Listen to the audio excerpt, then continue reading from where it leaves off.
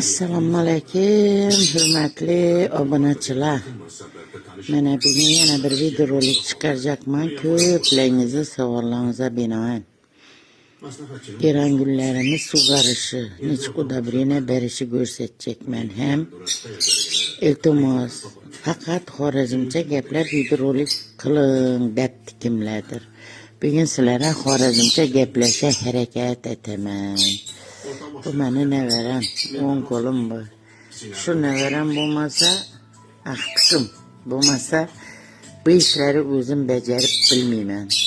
Chunki qiyin. Mana hozir beda 20 dan ko'proq tuvak giram. Bular boshqa uyda turadi. Men o'tirib ishlaganim uchun ahtiqim yonima ko'tarib keldi bularni. Xudo xolasa hozir dori tayyorlashimni ko'rsataman sizlarga. Bu meni o'zim. Assalomu alaykum yana bir bor obunachilarim, yaxshimisizlar? Sog'ama yuribsizlarmi? Savollaringiz ichida ko'p ekan. Gerallaringiz chiroyli o'tiribdi. Nov berasiz, nechta brene berasiz, ilojisi bo'lsa bir ko'rsating debsizlar.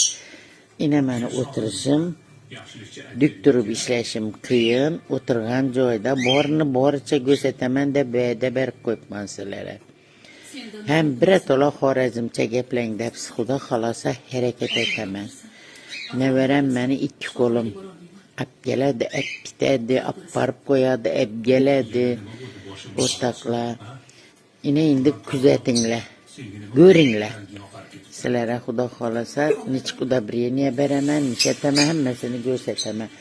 Bu mevalaring ezilgan sharbati. Hozir bunga mana kalipaspat qo'shaman. 10 litrini bir qoshiq manaqali fosfat qo'shaman ichine.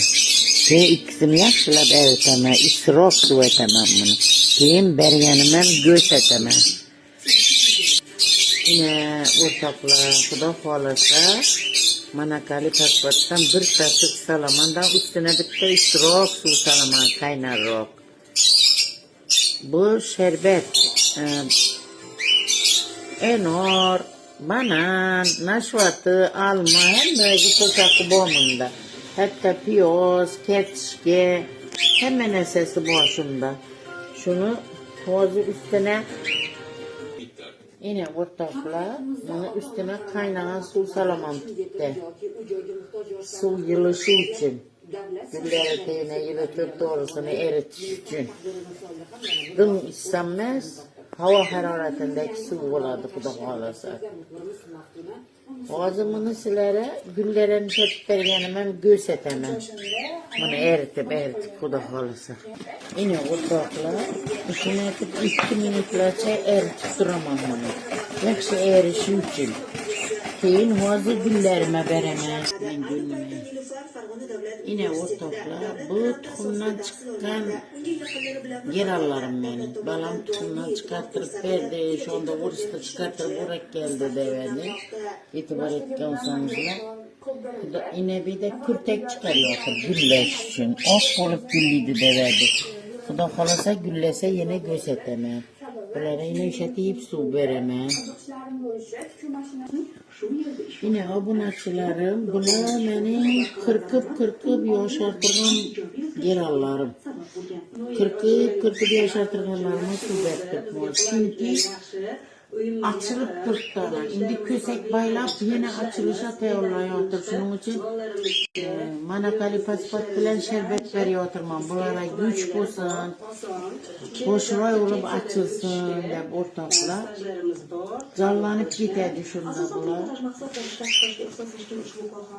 Ani kurtak baylash uchun harakat etadiki, ko'pisi chiqaryotir, qayta ochiladigan vajib. yine Xudo xohlasa hammasini shunday holatda sug'arib joyini o'tirib qo'yaman buni. Obunachilarim mazza etadi bular. Xudo xohlasa evvelki suv berganime 20 günden oshdi. O vaqtimda tuxumli suv uzatib berdim, ko'rsatdim sizlarga. 20 günden oshdi. Hozir bu mevani sharbati bilan manakali fosfat gulli o'tirgan vejadim yaxshi yordam bo'ladi. Gulliydi. Her zetadi bular. Sizlarga ko'rsatayım dedim. Hozir hammasini shu holatda sug'arib joyina qo'yaman. Ahtiqim etkab beradi, men o'tirg'ayda shuni ishlataman, keyin joyina qo'yadim. Mabodo yozsangizlar, yozgan bo'tlangizga javob bermasam xafa bo'lmanglar, chunki men yozuv o'qib bilmayman.